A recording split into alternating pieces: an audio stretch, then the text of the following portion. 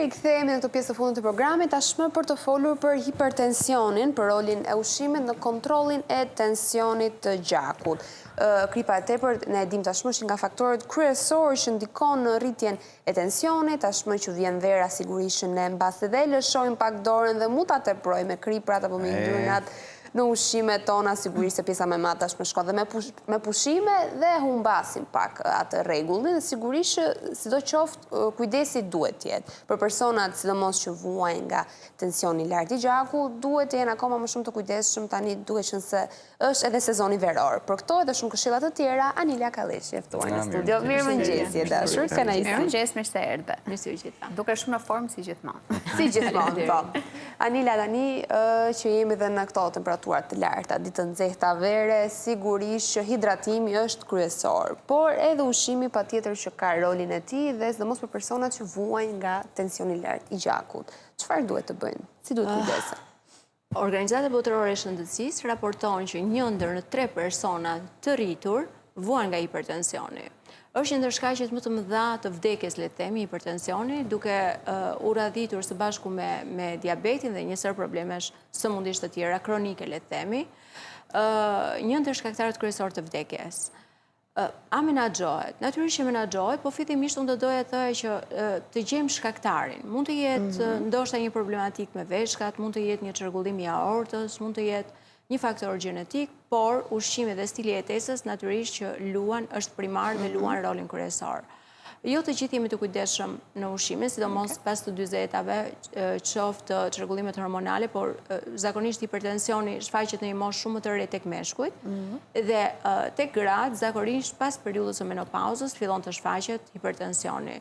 Ndoshta jo menaxhimi i mirë i peshës, ndoshta jo menaxhimi i mirë i stilit të jetesës, ndoshta meshkujt fillojnë pak më shpesh konsumimin e alkoolit, janë më të pakujdesshëm ndoshta nga pesha trupore, ndërsa femra diku menjëherë në momentin që estrogeni fillon të ulet në organizëm, pra hormoni i estrogenit është me pakicë, shtimi i peshës kuptohet që shtohet në këtë periudhë dhe fillon shfaqja e hipertensionit. Patjetër që konsulta me një mjek kardiolog është gjëja e parë që duhet bërë. Natyrisht kontrolli i veshkave, sepse edhe veshkat mund të kenë shkaktar një rritje të hipertensionit, sidomos gjëndrat mbiveshkore edhe ato janë një tjetër faktor, por gjithmonë në të gjitha sëmundjet padyshim ushqimi është primari dhe kryesori. Dhe ne gjithmonë luan rol ushqimi në parandalim apo vetëm në ulje të simptomatikave? Këtë doja të thoja. Dhe ne gjithmonë kujtohemi në momentin që përballemi me një sëmundje. Dhe në momentin që përballemi me sëmundje, vrap çatojmë, shikojmë, googlojmë kush mund të jetë ushqimi që stopon ose rregullon. Kuptohet që jemi kujtuar në momentet e fundit, por gjithsesi edhe në momentet e fundit ne mund të stopojmë ose mund të rregullojmë disi duke ulur ndoshta edhe dozën e medikamenteve nëse ne jemi të kujdesshëm për t'i thënë stop vazhdimësisë ose përkeqësimit të sëmundjes patologjisë që ne kemi. Hipertensioni natyrisht është një, ju keni vënë këtu, se çfarë këshillohet dhe çfarë nuk këshillohet, dhe kjo është më se saktë ndoshta. Pra të gjitha perimet jeshile, erëzat e ndryshme, për shembull në mjekësinë tradicionale, përdorimi i 4 degëve selinot çdo ditë dhe një thelbi udhër është shumë i fuqishëm në rregullimin dhe përmirësimin e kësaj patologjie. Nxit qarkullimin e gjakut. Nxit qarkullimin e gjakut, alicina që përmban hudhra është një antioksidant shumë i fuqishëm, ndikon në uljen e inflamacionit, në përmirësimin e enëve të gjakut, dhe selinoja, degët e selinos janë të shkëlqyera për të pirë në formën e një lëngu të shtrydhur, esëll në mëngjes. Gjithashtu... Pra së shtetën të jenë të kombinuara, mund të i konsumosh gjatë ditës? Jo, një thelbi hudhër i gjallë do t'ishte shumë i mirë për t'u kapërdir, dhe një 4 degë selinot të shtrydhura do t'ishen shumë mirë si një kur, le të themi, me benefite shumë të mëdha për personat të cilët kanë probleme me hipertensionin. Anila, si mund të jetë një dietë specifike për një ditë e zakonshme për personat që vuajnë nga tensioni i lartë? Duke nisur nga mëngjesi, çfarë duhet konsumojnë, dreka, darka apo edhe snack? Tani, dua të jem e sinqert. Shkenca e dietologjisë është një shkencë në zhvillim, që do të thotë mjaft persona përpiqen që të ushqen shëndetshëm dhe të ndjekin një dietë të shëndetshme, por rekomandohen dieta të ndryshme, le të themi, dieta të cilat mund të konsumosh dieta që mund të konsumosh vetëm një vakt në ditë, ose dieta të cilat janë dieta proteinike, dieta ndoshta vegetariane, ndoshta plant-based diet, dieta të bazuar vetëm në bim, vegane. Pra të gjitha këto kanë, le të themi, studime të ndryshme të cilat ofrojnë. Unë për shembull kam qenë në Harvard dhe ato rekomandojnë për sëmundjet kronike, hipertensionin dhe diabetin, dietën plant-based diet. Dieta e bazuar në bim, që ti konsumon vetëm bim, pa konsumuar fare mishrat, apo peshkun, apo vezët. Gjë që unë personalisht mendoj që një dietë e mirë balancuar do të ishte dietë më shëndetshme.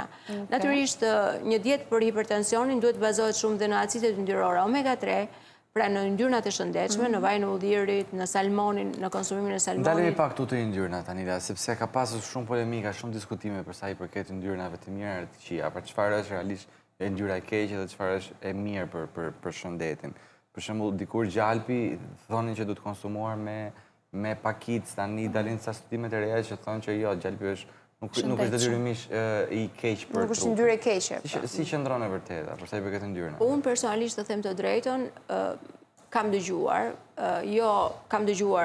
njerëz që bëjnë lajme shokuese. Deri tani në asnjë lloj studimi nuk është se kam parë që yndyrnat e ngopura janë të shëndetshme. Okej, pra qarkullojnë lajme të pavërteta. Jo, absolutisht jo.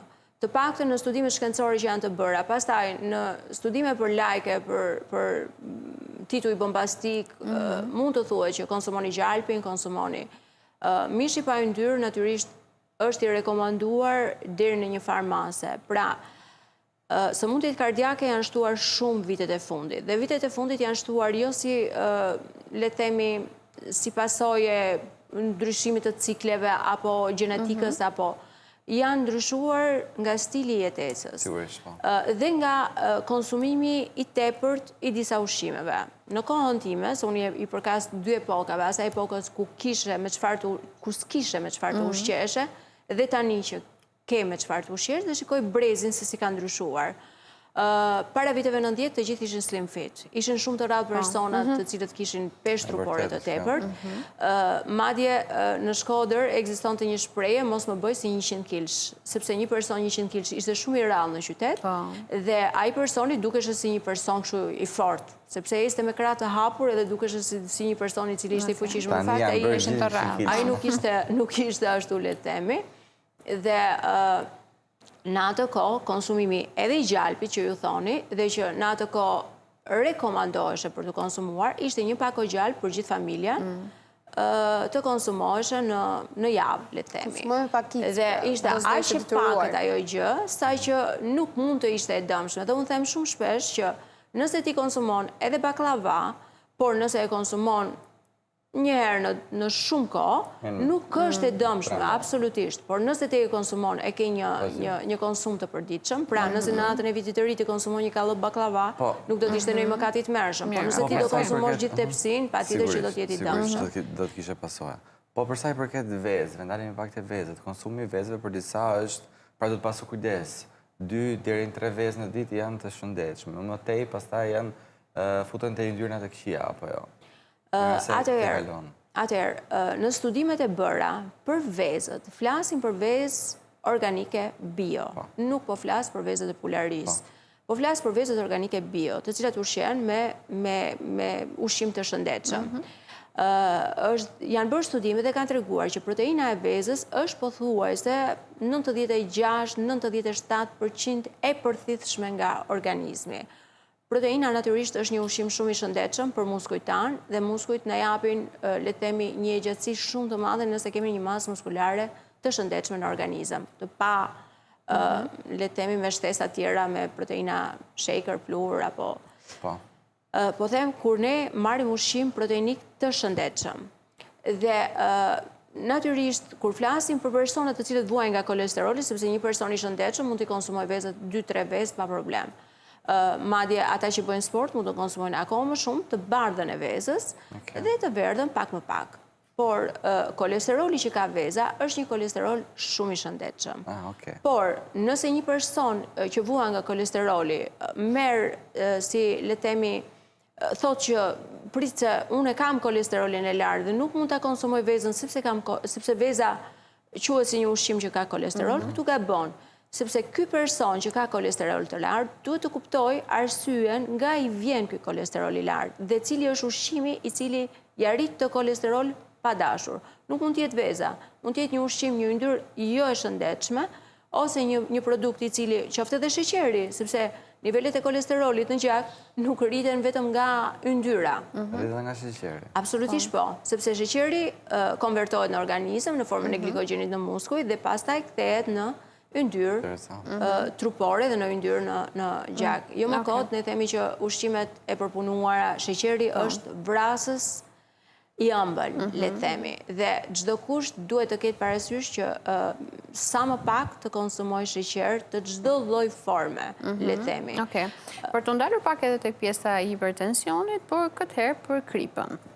Sa e rrit sasia, do më thënë sa është norma e lejuar dhe sa abuzohet me sasitë e gripës, duke qenë se nuk e llogarisim dot dhe marrim dhe nga ushqimet e përpunuara. Sipas Organizatës Botërore të Shëndetësisë, sasia e rekomanduar e gripës është 5 gram, por personat të cilët vuajnë nga hipertensioni është parë dhe studiuar që ato nuk konsumojnë 5 gram, por konsumojnë rreth 2 fishin më shumë, dhe këtë e marrin kryesisht nga ushqimet e përpunuar që janë sallamret, prosciutat, mishrat e tymosur, por gjithashtu nga lakra turshi, nga turshit e ndryshme, nga suprat e ndryshme të ofruara, pra nga çdo ushqim që mund të jetë i përpunuar ose i procesuar, mund të merret kjo sasi kripe. Zakonisht personat të cilët vuajnë nga hipertensioni janë dashamirës shumë të mëdhenj të bylmetrave dhe kryesisht të djathtrave shumë të kripur, për djathin parmixhan, djathin kaçkavall, djathrat e tjerë të cilët përmbajnë sasira të shtuara të kripës, pra të gjitha këto ushqime duhet të jenë shumë të kujdesshëm, por kripën e penalizon sasia e natriumit dhe sasia e natriumit në 5 gram kripë është diku 2 gram. Kjo është një sasi e rekomanduar dhe e nevojshme. Nëse kjo sasi fillon dhe i kalon këto doza, atëherë do të thotë që ne pa dashur mund të jemi kontribues të hipertensionit. Nila, po pesha ideale trupore, cilat duhet të jetë? Pra për personat që vuajnë, duhet të jenë shumë nën peshë, duhet të jenë peshë stabile? Tani di që është diferenca e gjatësisë sigurisht, po mund ta bëjmë një mati. Studimet e shumta kanë treguar që personat të cilët vuajnë nga hipertensioni zakonisht kanë 1 mbi peshë ose obezitet. Natyrisht pesha trupore është një kontribues shumë i mirë, le të themi, ku jemi në normë, i një shëndeti shumë të shëndetshëm dhe shumë të mirë, por mund të kemi edhe personat të cilët janë nën peshë që mund të kenë hipertension, ashtu siç ka edhe personat të cilët janë mbi peshë, por nuk kanë hipertension. Gjithsesi, menaxhimi i mbi peshës dhe obezitetit patjetër që është një tregues shumë i mirë në përmirësimin dhe rregullimin e hipertensionit. Natyrisht, një peshë trupore e cila është diku minus 10% e gjatësisë së personit, është pesha normale, le të themi. Pra një person 1,70 duhet të ketë diku 63 kg. Kjo kryesisht flitet për personat të cilët janë inaktiv, personat të cilët nuk merren me sport, sepse personat të cilët merren me sport kanë një masë muskulare më të madhe dhe masa muskulare peshon shumë më rëndë se masa dhjamore, kështu që le të themi që këta persona duhet të kenë një peshë pak më të madhe, mund të jetë ndoshta e barabartë me gjatësinë. Barabartë me gjatësinë, duhet të ishte kjo.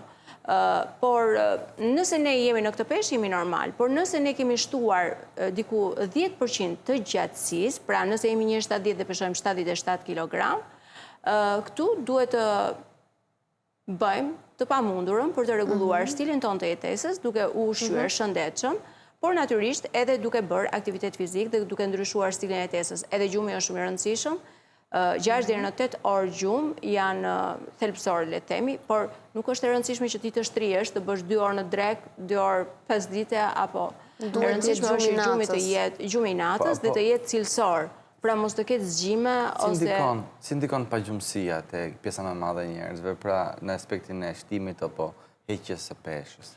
Pse themi ne që gjumi i rehatshëm është shumë i rëndësishëm, sepse në momentet e gjumit ne themi që organizmin tonë e kemi në një relaks total, por në fakt ai nuk është në relaks total, thjesht ai po punon qetësisht. Nëse gjatë ditës ai punon i mbi ngarkuar duke referuar stresit të ditës, në darkë ai përpiqet që të gjejë qetësinë e tij. Nëse ne mbajmë afër celularët, kemi ato dritat e celularit të cilat na prishin gjumin, ose jemi duke çatuar ose duke punuar gjatë natës, ose shikojmë ëndra shumë, pse jo, edhe të të trishta, të sikletshme.